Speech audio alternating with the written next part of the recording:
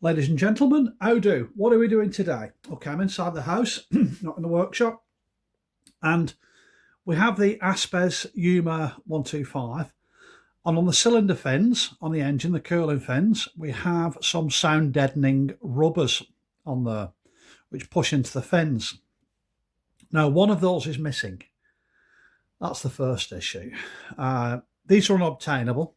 Okay, these are really old bikes, they're perishable items.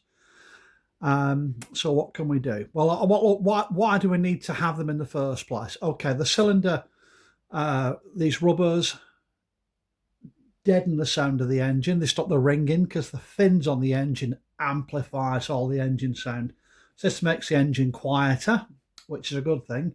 But also when you've got a lot of fins on, cooling fins, like on the Aspes, because of the size of them and the frequency of the vibration, they can potentially fracture and have done. So the sound deadening rubbers have a dual purpose, really. Protects the fins, and we cut down on that excess engine noise. I've got one missing. You can't buy them. That's the thing. Now, I have a belief, really, if something's been made, it can be made again. There's nothing clever about it. There's nothing special about it. We've got the Aspes logo in, so what are we going to do? We're going to recreate them. That's what we're going to do. And that's... I do as much as I can in-house, okay? So what do? We've got one good, well, there's three good ones on my engine, but I've taken the best one off, and I've created a silicon mould. And very simply, I put that onto a very small plastic dish, sat it on some hex nuts, mix the silicon mould making material. Try not to get it too aerated because you get bubbles in there and it causes problems. So mix it slowly, or you can, if you've got the facilities, you can degas it. But I've got that. I didn't bother. I just mixed it really slowly. Poured that in, leave that overnight, and we ended up with this. Okay, now to extract your original part from, you get a scalpel with a good blade on. I'm going to start to cut down the silicon mould very gently, putting pressure on it to open it up and going down it with the blade. It doesn't matter if we get a bit jagged in there, it helps with the alignment of the mould. Okay, so this bit here we can see that's where the original part was resting on two 13mm nuts to hold it up so I can get the mould material around the back. Ignore this bit, that was for a different purpose.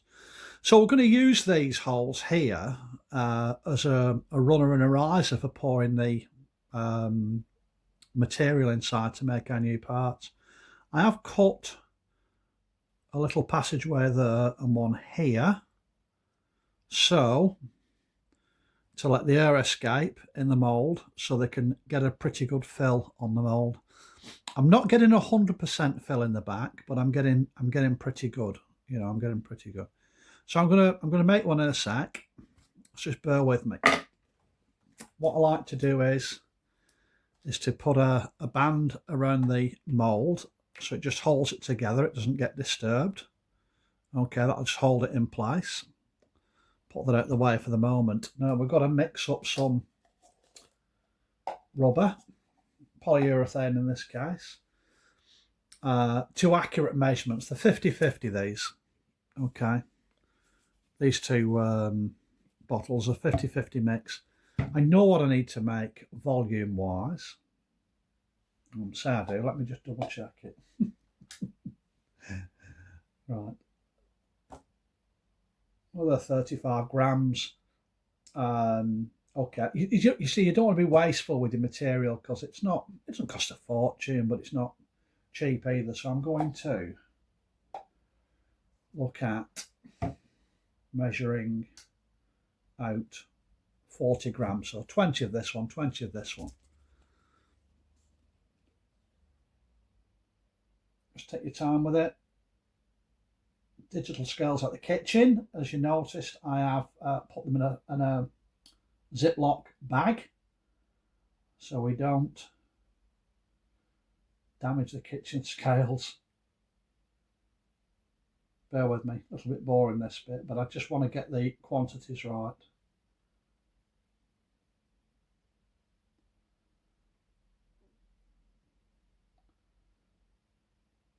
I'm going to go a fraction up on what my figures say.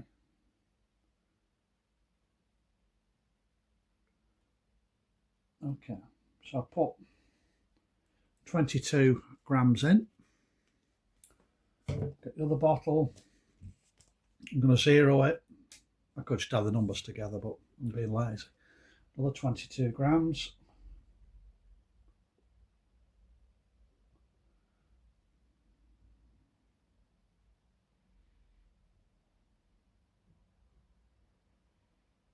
Talk amongst yourselves while I'm doing this.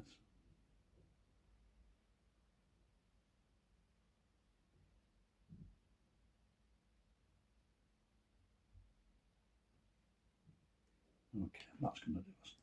Now, when I start to get this together and to mix this, it will start to cure very quickly. Okay, so we'll get a move on. So I'm going to mix the item, mix the polyurethane up, scrape around the sides, along the bottom. If you don't get a good mix on it, it will it'll not cure properly. So let's get this right. Okay, now as you've clearly noticed, this isn't black, but the rubbers are. So we have a small amount of dye which I'm going to drop in. You can weigh this, but to be honest with you, just a couple of drops like that, and that's enough. You'll see this change colour now. Now the other thing to add is when you've mixed this, it probably takes an hour to set fully, depending on your ambient temperature, but it will start to semi-cure and thicken up very quickly, and you'll feel the tub warming up. If the ambient temperature's up, you've got to be really careful, because this can go off in the tub right in front of you. Okay, let's get that to one side. Let's get the mould in place, and let's get to pour in the silicone. Take your time with it. Don't try and get it in one go. With a really quick mixing that. Now, it should degas quite a bit on its own. This, you might be able to see it filling up. I can see it from this side.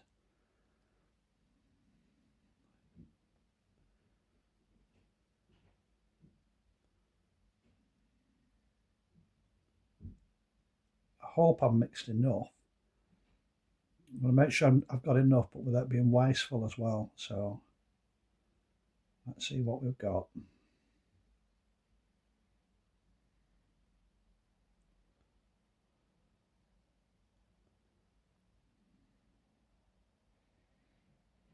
I can feel the tub warming up a little bit as it's starting to cure. So I can see it rising up at the other hole. Yeah, it's coming up there.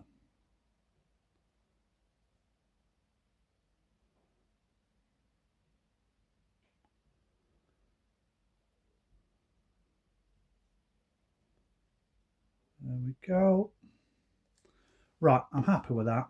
It's raised up to the top. I can see potentially a little few air bubbles in the back. Look, that's the side that you don't get to see. I'm not overly concerned about that. I could vacuum it.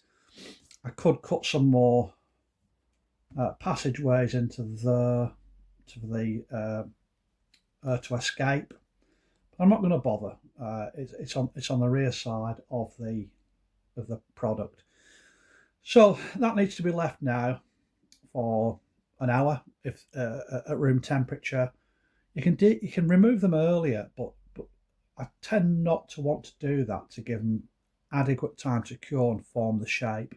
Okay, so that's looking okay. Let's not play with that too much. The temptation's always there. So when that's demolded, this is what we'll have. You can see the shape of the hex nuts there, which I sat the original one on to take the mould. So I can remove these with a scalpel, We've ended up with, as you can probably see, some really small air bubbles in the back. Like I said, if we degas the resin, or I could have got away with that, but the key thing for me is that it's structurally sound, and obviously the bubbles have risen up in the resin, so it means that we've got on this side here a very accurate depiction of what the original component was. And when you put them side by side, I hope you can see that they're identical. Now, it's deciding what grade of polyurethane to use. I think I've used a Shaw 75 on there. The higher the Shaw, SHORE, the higher the Shaw figure, the harder the polyurethane is. So I think this is about 75, and these feel quite firm. You know, I mean that original one feels very firm, but then again, you know, it's a 45-year-old piece of rubber. Yeah, 45 years old. It is going to feel hard. You bet it is. So there's a bit of flex in this, not masses. So I think this is going to do the job. When I fit them to the fins, I'm going to put some good quality silicone sealer in, which I've got just to act as an adhesive, so they hold in there as well. I won't know until I've tested them, but I think this is going to get the job done. So look, if you need small parts need replicating, this is the way to do it. It's really simple to do. Yeah, you got some expense, but then again, you know, where else was I going to be able to buy cylinder fin sound dampening rubbers from for a late 70s Aspes Yuma? Well, there's probably only 3 or 4 of these bikes in the UK at the most, you know, the road going bike. Right, there we go. So when this is cured, I'll remove the elastic band, grab the mould at this end, pull it open, and then start to feed the finished component out and pull the mould open at the same time.